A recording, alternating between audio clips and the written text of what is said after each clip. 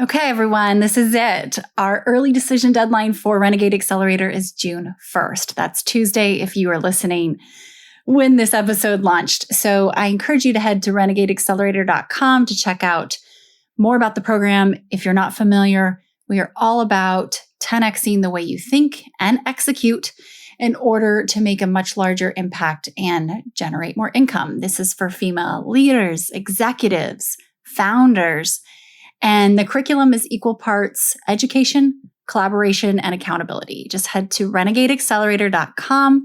If you want more information, the homepage has a video of our graduates talking about their experience and their results.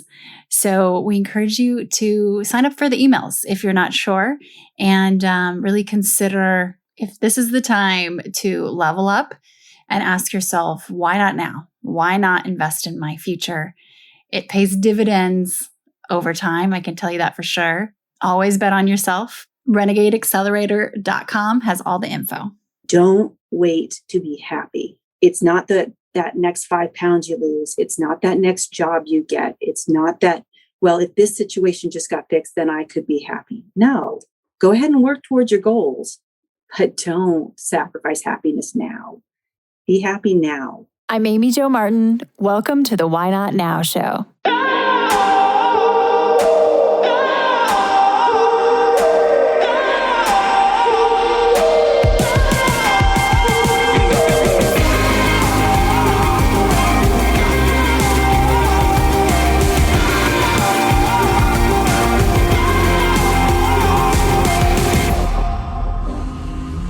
You know that thing you've been thinking about doing? Yeah, that one. Why not now? Have you ever actually taken the time to ask yourself, what's stopping me? Let's talk it through. This is your chance to give that idea the attention it deserves and take action. Each episode, I have a chat with a fascinating person, from entrepreneurs to athletes, celebrities, my parents, rocket scientists, and all walks of life. We talk through a critical time when they've asked themselves, why not now? We dissect that day or even that moment, step by step. Just let go.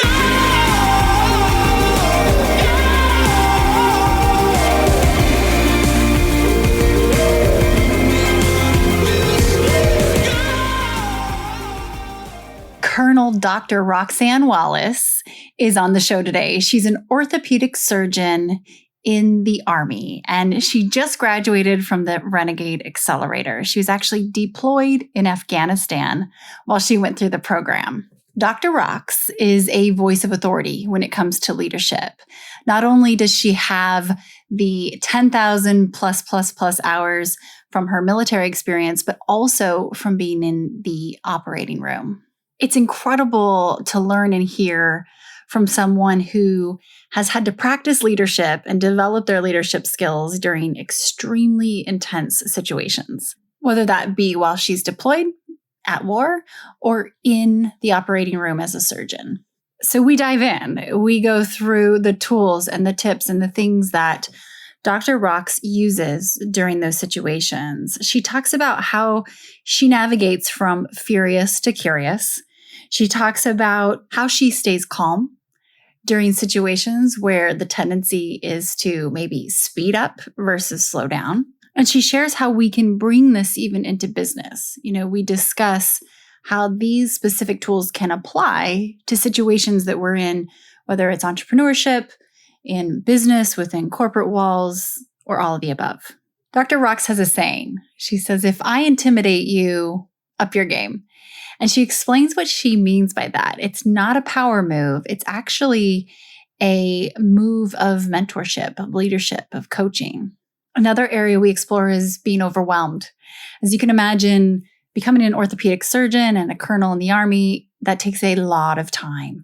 And so if you were to look at all the steps in front of you in order to achieve those things, there are many, and it could become very overwhelming. Well, it did. And so Roxanne talks through what she's done to manage that overwhelm over the decades. We cover off on motherhood. We cover off on decision-making. And really, this is a wide-ranging conversation from a leadership expert who I greatly respect. Without further ado, here is Dr. Roxanne, actually Colonel Dr. Roxanne Wallace.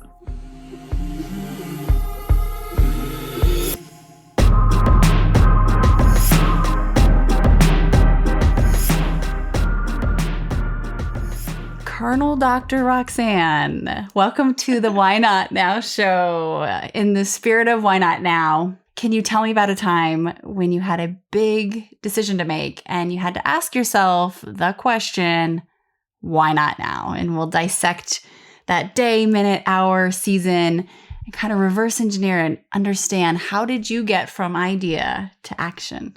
I think one of the most pivotal why not nows for me was when I up and changed schools at the last minute to go to college. I was all set to go to Creighton University. There were only about 4 colleges in the era that were doing biomedical engineering, which is what I wanted. And I think it was late June, I got a call from an Army recruiter because I had an Army scholarship that I was going to school on. And he wanted me to come to Boston University. And at that time, the scholarship was paying 80% tuition. And I was like, I can't afford Boston University. I can't afford that other 20%. I didn't even consider it. He goes, well, BU will give you a scholarship for the rest of that. Why don't you come on down? I was like, oh, I'm there. And my mom is in the background going, no. You can't go across the country. Too far. That's too far. So my recruiter actually got on the phone with my mom and reassured her and convinced her that he was going to take care of me and I would be just fine. And she's like, well, who's going to pick her up from the airport? I mean, she wanted down to the detail of how this is going to work out. And so we worked it all out and, sight unseen, no college visit, 2 suitcases in hand, flying across the country by myself, at 17 and headed to my 4-year adventure at Boston University. Oh my goodness. Last minute, just game time decision to switch it up. And that really, wow. Okay. So that was a trajectory shift, I imagine, right? So that really set you, we always talk about you change yourself 5 degrees and you're going to go in a completely different place, but you change yourself 20 or 30 or 40 and you're in a different stratosphere. So then what? Can you talk us through a little bit, if we were to see the movie trailer of Colonel Dr. Roxanne Wallace, what would we see? Real quick, your timeline. My course has always been very, very intentional and predictable. Not a lot of leaps of faith, right? Just a lot of, okay, this step, then this step, then this step to get where I wanted to go. So that was, undergraduate, medical school, scholarships to both, because I had no college fund to back me up. And then just navigating all those little steps of the certification tests that you have to take to get from place to place and the boards that you have to get through to make these leaps and the jobs you have to get, i.e. a residency to make it to orthopedic surgery. And the trajectory has always been very, very calculated. So it's not very entrepreneurial, obviously, but there are a lot of relationships and undertones that all go together with that are very common across the human experience, if you will. So that's what really kind of, I think, is common from coming from me to the rest of the world. Absolutely. And I think just the notion of how did you keep from getting overwhelmed at the path in front of you? Because you mentioned step by step, which it's all of those just added up. But at the same time, if you were to look at that entire staircase, I can imagine how, you spent a lot of time in school, getting educated and training. You've been deployed multiple times. You're now a colonel. How did you not just get overwhelmed by how many steps were in front of you? I think I did. You did. And several times and I did. How did you deal with that? My method of dealing with overwhelming is to dissect it down. And I usually make a to-do list, and then I make a pro and con list, and I basically organize it. And when I do that, then I see pieces that I can manage and pieces that I can accomplish. And I start on that road. So it's human, normal to get overwhelmed. And several times, I did, especially my undergraduate degree required an extra semester full of credits, but you still had to get it done in 4 years. So, navigating how to get that done and all that extra time. And then I also was in ROTC at the time. And I also played a couple of years of college volleyball, and just adding all that in, you have to be organized. And I did definitely get overwhelmed. And I had my sophomore year, I think I gained like 30 pounds because I was just out of balance, way out of balance. I was pulling all-nighters. I was eating pizza and ice cream all the time. And by the end of that year, I was 30 pounds overweight. And I kind of said, okay, this isn't sustainable. This is a little ridiculous. All right, how do I do this? Got on a diet plan and exercise plan and then said, okay, what created this? Mm-hmm. And now how do I fix that? How do I stay in balance? Okay, can't keep pulling these all-nighters. All right, got to get better at planning the diet and nutrition in, because I was always exercising, but got to get better at balancing these other two things, and got back in balance. That's so interesting, because obviously, how do I fix it? But what created this? That is so key, right? Getting curious about, why did I create this situation? How did I create the situation? Leads us to a lot of times the solution. So do you use that in the operating room, or how are there any, I'm totally going to jump here, but I've been thinking about this with you for a while, because in the Renegade Accelerator, some of your answers in terms of decision-making and decisiveness, like you're a 10, like you're very decisive, and you probably because you have to be, I imagine. Was that training or was that innate? And can you talk a little bit about how maybe that calculus that you have not only applies to your work and your profession in medicine, but also to your life, like just the decisiveness? Because we talk about idea to action a lot, and a lot of people navigate it differently. I'm like you, but let's is that learned? Is that your DNA? I think it's both. I think there is an innate part of, do you want to be that decisive person? Do you want to be that person in charge and directing things? Because not everybody does.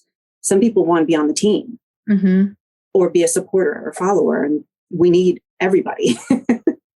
And then in surgery, obviously, you have to train those decisions.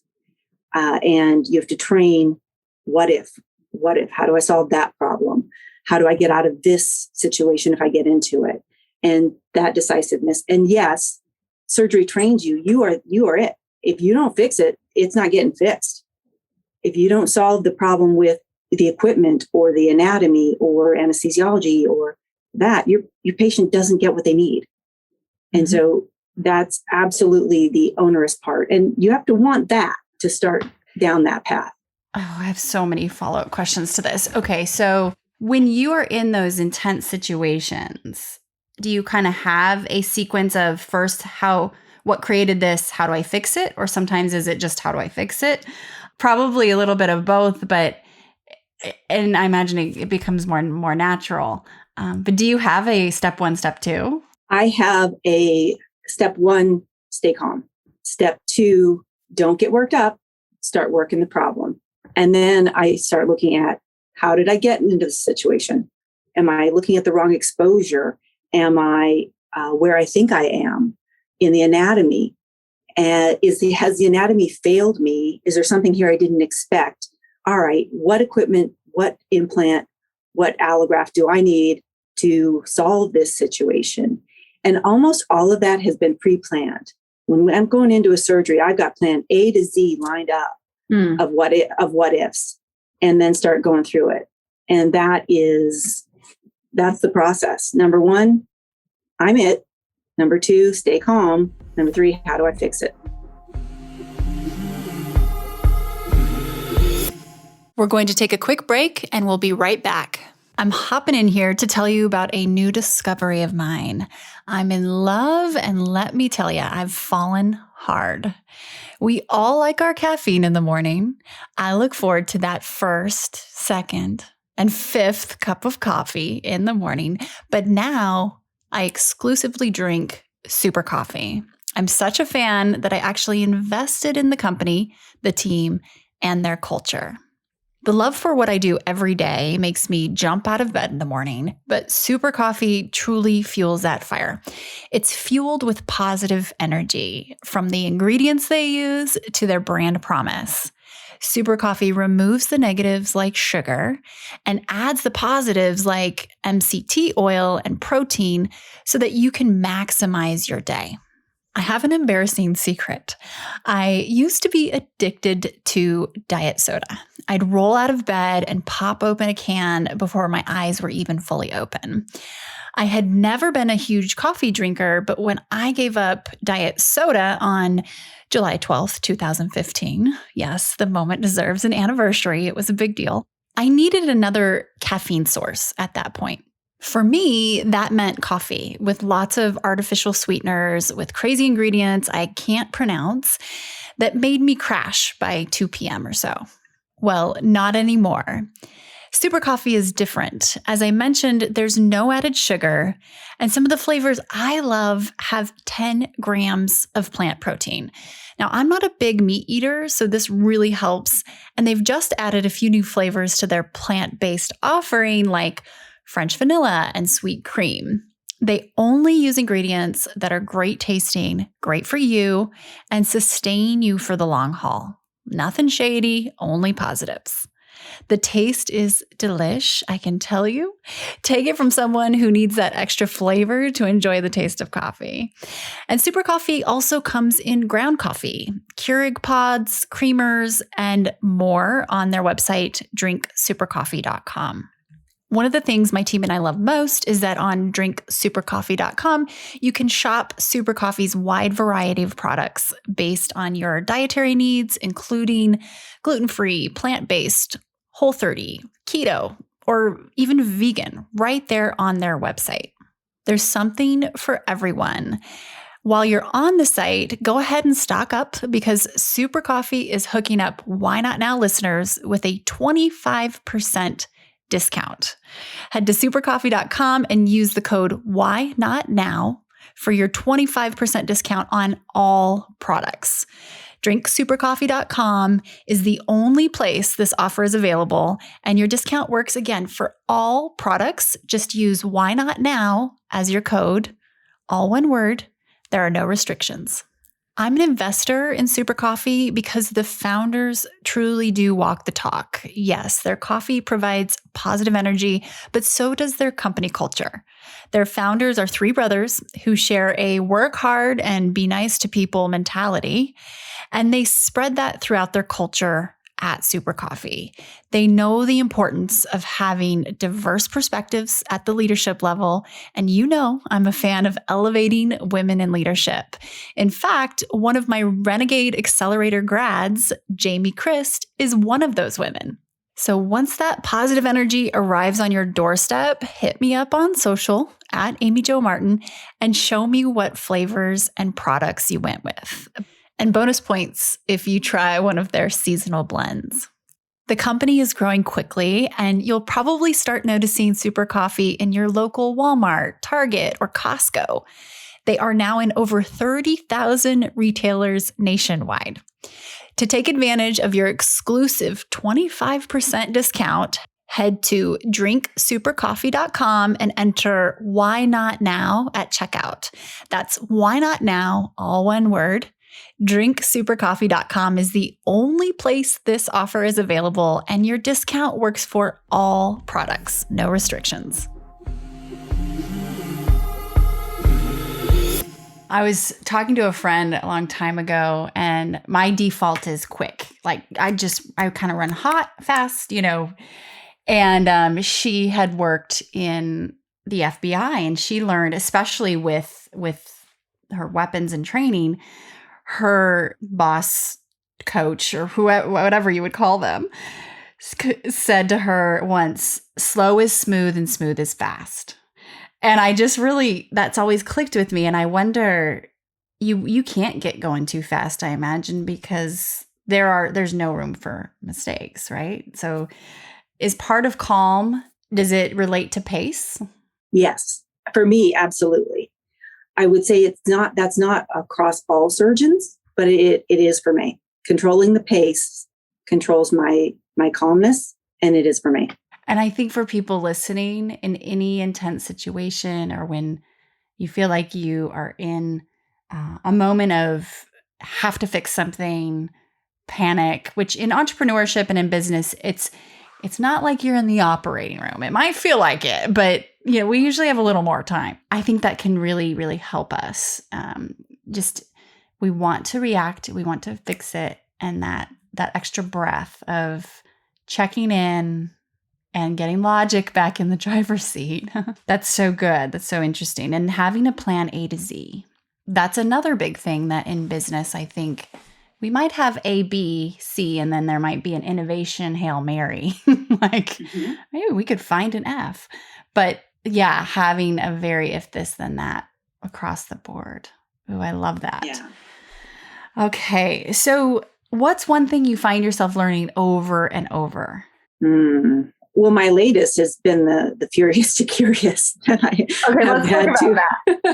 had to teach myself over and over again. And it's taking practice. It's absolutely taking practice. I've definitely missed the boat a few times on just staying furious and reacting instead of backing up and getting curious and responding. And so it is a practice that I am trying to train into myself. Responding versus reacting. And that enables going from furious to curious. And so That's good right there. Talk about a reframe. Are you pretty self-aware? Have you found that you've been able to train that ability to identify the situations quicker?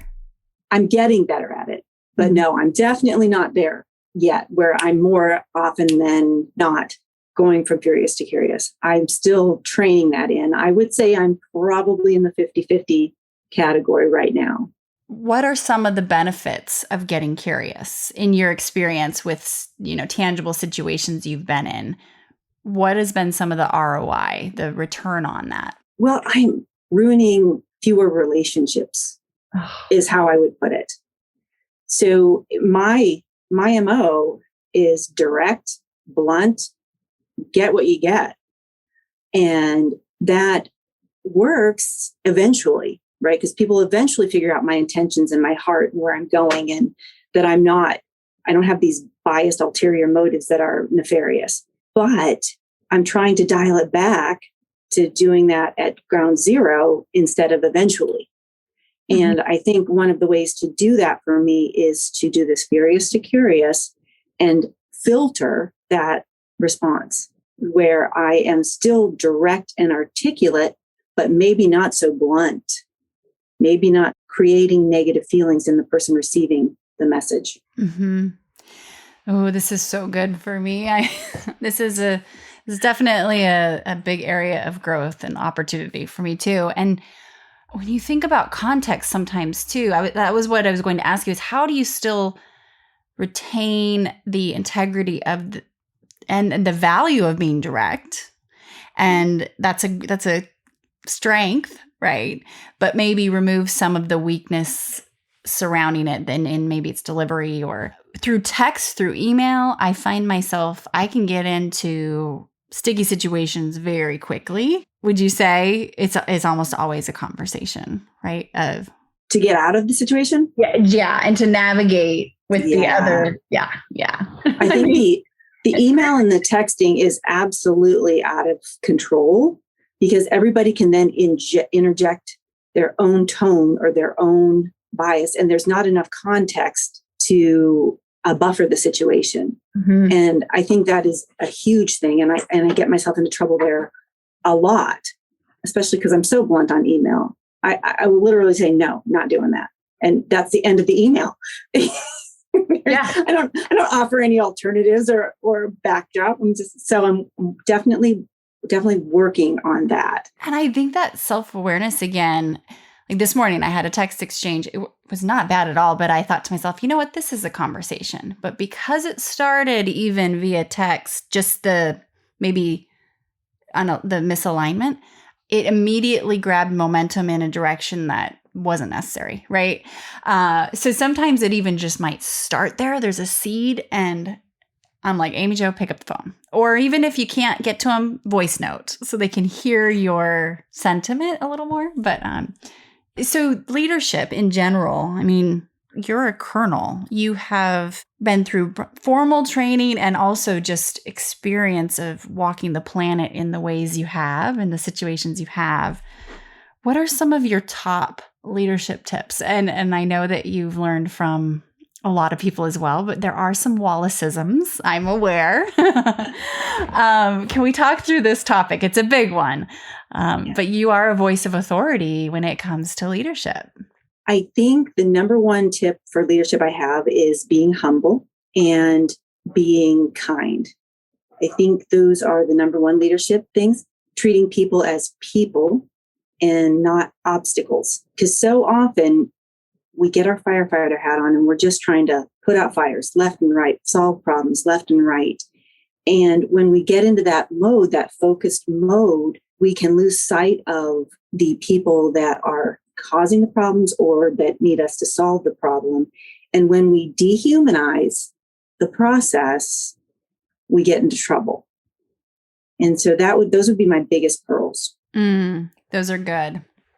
And what's amazing is that's all pretty attainable to shift if you are aware and intentional, right? It's not like you Absolutely. you don't have to go get your MBA to do that, but practice. And then can you explain to me, one of my favorite sayings of yours is gravity always wins. Okay, tell us first of all, yes, I think everybody's probably like, yeah, good point. It does. And my mind goes to so many different ways and applications, but tell me where that came from and just more about it. If we were to double down on that statement. Well, it's actually a very literal translation for me. I mean, so when I'm asking a patient, how did this happen? And they're describing some precarious situation where they're on a ledge or on a ladder or on something that's moving very fast with no protection. And then their injury has happened. I'm like, gravity always wins. So it's a very literal translation for me in orthopedics and kind of, what keeps me in business. Gotcha. Fair enough. And what's funny is, of course, I'm like dissecting it and thinking about volume and momentum and just pace and trends in business. And it tends to be the same, right? When you have force or power on something, it's going to tend to win, but it doesn't always have to be the type of force or power we think. You know what I mean? In terms of falling off of trampoline is pretty literal, right?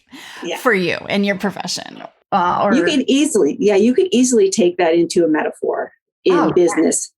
And in that, if you are creating a momentum or a movement and you're changing the trajectory of your object in motion, you can keep it from falling. So you could absolutely make that metaphor into a business metaphor. Yeah, absolutely. And what an opportunity for innovation to reframe what gravity means in terms of it doesn't need to be what we might assume, in terms of power, force, volume.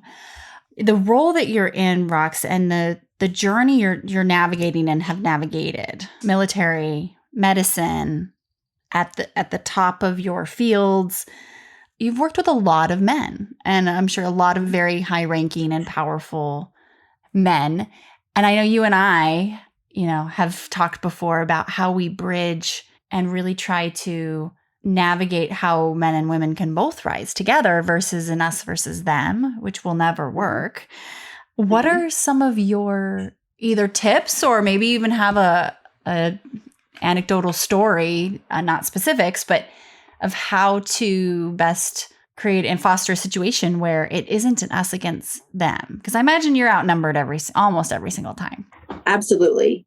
In orthopedics, there's about 6% that are female. In the Army, there's about 15% that are female.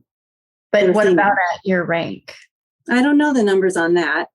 Absolutely don't. I could A lot, probably, I would think smaller, a lot smaller. yeah, probably if you went Army wide. I definitely am a little bit more surrounded by it in the medical field than in the general forces. So I would say, let's see, biggest pearl on how to navigate that, still learning, obviously every day in that process, is take it on as an individual. Take on each relationship, each business interaction as an individual situation. There are, of course, stereotypes and biases in them and in you that can affect the situation. And that's always going to be different. It's never going to be the same every time. And the other thing I do is I don't think of men as the enemy. Men are my partners. Men are my superiors, my peers, my supporters, my patients. They're in every role in my life, and it's not a contest. It used to be a contest, and there used to be only so few women in different fields. And once a woman got into that field, then she felt like she had to protect that job, right? Even against other women. Yeah. Or the whole queen being thing that Sally Krawcheck describes. I recently recognized that as well, because it was something I noticed in my life, where women fighting women or women competing against women, and I couldn't identify it. I couldn't figure out what it was or why it was there and how to solve it. That Sally Krawcheck's book really helped me identify that and navigate through that, and then own your own diversity and your own value. And I think that's huge in stopping the competition and in stopping men are the enemy forces that kind of comes with traditional feminism, if you will, and kind of modernizing feminism to now. Okay, we don't have to compete against each other. We can support each other. We can all make things better in our own little individual steps and on that way instead of competing for it. When you think about just the shifting, and can you teach that? How do you teach that? Because I'm sure it's lead by example to a certain extent, but a lot of women look up to you and your people on your team. And, I'm hoping that we can spread that practice and that word. As a leader, is it purely lead by example? How do we really teach that? It is lead by example for our fellow women, but it is also building those relationships across the genders that has to happen too. There has to be an open door to create that relationship and that working together. So it's not just lead by example, because if you're doing that with your peers that are seeing it, you're not extending that network. So you have to open doors and be open to those relationships.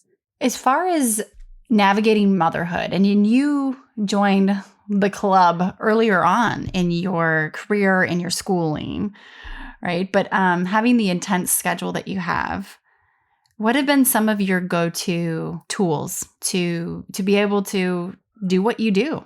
And I'm not going to use the word balance because it's just not really a part of my life, I guess. Without it, because sometimes things are louder than others, based on where you are in your life. So it's really tough. That's a tricky, slippery word, I think. That's true. I would say that was actually another probably why not now moment in my life, deciding when to start our family. And I was a fourth-year medical student, and I, got married a couple of years before that. And my husband had really kind of put a timeline on. He was going to have kids for the next 5 years or so, and that was going to be it, because he didn't want to be the old dad. And so I talked to one of my chief residents at the time. I was doing an OBGYN rotation, and I'm like, how do I fit this in? Where does it fit in? How do I navigate this? And she was like, you just do. You just make a decision, and then you make it work. There isn't a good time. I'm sorry to tell you, there isn't a good time for this. And so I did. Okay, why not now? So we did. We started our family. I was a fourth-year medical student, and navigating, medical training and different things while being pregnant, delivering while on one of my away medical student rotations. Kelsey came a week early, so that was interesting. As you know, how interesting that can be. Balancing it, I don't mind the word balance. I think it's kind of critical and kind of important to how we do it. And my balance are those 5 F's, that I gave to the group, which are faith, family, fitness, friends, and fun. And all of those things are key components into kind of feeding my soul and keeping it happy. I would say the other thing I would tell people is don't wait to be happy. It's not that next 5 pounds you lose. It's not that next job you get. It's not that, well, if this situation just got fixed, then I could be happy. No, go ahead and work towards your goals, but don't sacrifice happiness now. Be happy now. That's powerful. So powerful. Oh, I love it. So with the Renegade Accelerator, you joined at such an interesting time and space in your life because you were deployed. Can you talk a little bit about the experience and what did you want and what did you get from it? And it's not over because you're in the collective now. But yeah, I think it'll be helpful for women to hear. So my goal with the Renegade Accelerator was to find new tools and resources to improve my relationship with my chains of command in all situations across the Army. And I absolutely did that. Especially Lisa Stone was key in pointing me in resource directions for this. She's the one who gave me the Own It book by Sally, and she sent me another book recently, Humor Seriously. And so she's been key. And I picked up a ton of tools on how to own my diversity, own my value, start building those relationships. How do I eliminate the negative things that I create so that they're not obstacles in what's going on? And as I put it into play, now that I'm redeployed and I'm working back, I've made some missteps. It's hard to change those old habits, but I have definitely also seen, okay, that's different than how I would have handled that situation, and created a positive result from the interaction instead of a more negative result. But it is for sure a training work in progress. That's, I would say, what RA did for me. And then it also, of course, gave me this incredible backdrop of people who are like, no, you got this. Step up. It's okay. It's okay to make mistakes. It's okay to grow. It's okay to own something that is right, that is going to work. And to have that network is something that I didn't expect to find. That's very common too. Thank you for sharing, because I hear that often in terms of the people that you are taking this journey on end up being a huge part of the value and the experience, but it wasn't necessarily expected. And I think the diversity in sector really plays into that, where I know we've learned so much from you because so many of your lessons, just that you've even spoken about today, and tools apply. And they can actually, I think, instill innovation in business, in entrepreneurship. And so thank you. One of your sayings too, this is a Wallace-ism, and I'd love to double click into it, is if I intimidate you, up your game, raise your game. Can you talk about what that means? And it resonated so much with our group. And it can be misunderstood too. So tell us what you mean by that. So what I mean by that is, quite often when I'm in a relationship where I'm working a problem, the person I'm working with is intimidated either by my position or my education or by me, my intensity, my focus. And they bring a lot of biases and insecurities often to the situation. And to try to navigate that can be a minefield, because I don't own any of those biases or those fears that you're bringing to the table. But I want you to join me even on my playing field. I want you to step up, work through those biases, come up here and work with me. I can't keep working against your biases and your insecurities. And that's exhausting to me. So that's where if I intimidate you, up your game comes from. But instead of being a power play or a put you in your place, it's humble. It's, I'm not better than you. I'm just not you. I'm here. Come up to my playing field, leave the biases and insecurities behind, and let's work this. It's interesting how it has such a flavor of mentorship, coaching, leadership to it, where you're helping elevate someone to work through those biases or preconceived notions. I love it so much. I think it's kind of an all boats rise with the tides in a way, if you force, and we're going to play up here, versus it's not a, hey, I'm looking down on you, power play. There's a lot of health in that. I think it's a very healthy tool. I have to ask, so if we were to go back to Roxanne, who's getting the phone call, thinking she's going to Creighton, and then hears from Boston University and realizes, oh, I can get a full ride. I just need to make this pretty big 180 last minute. If you could go back to her before you handed your mom the phone to the recruiter and say something, anything at all, what would you say to her? It's going to be okay. Make the jump. It's going to be okay. And bad things might happen, but that'll be okay too. It's all part of the experience. There's good and bad, and it'll be okay. So good. So good. Thank you for sharing your time and your wisdom with us. And how can people follow you and just, watch your journey unfold? What's the best way? Let's see. I'm on social. Instagram is at sports.rocks. And let's see. LinkedIn is, of course, and Twitter. And Twitter, I'm at Dr. Rocks. And it's ROX. Yes. Yeah. Awesome. Well, thank you so much. And you're welcome. I'm honored to bear witness to your journey and to be a beneficiary from learning from you. So thank you. Oh, I thank you as well. I enjoyed the relationships, and I've been surprised by that. And I don't know why, but the diversity in the Renegade Collective, because you're so used to working in your field and collaborating with people that are like you, that you forget that there's a lot of likenesses that don't involve exactly what you do. And I think that's a huge valuable lesson that I learned too. Amazing. That's one of our very fierce intentions, is to have that exponential learning through cross-pollination. Mm-hmm. You're exactly right. Well, thank you so much.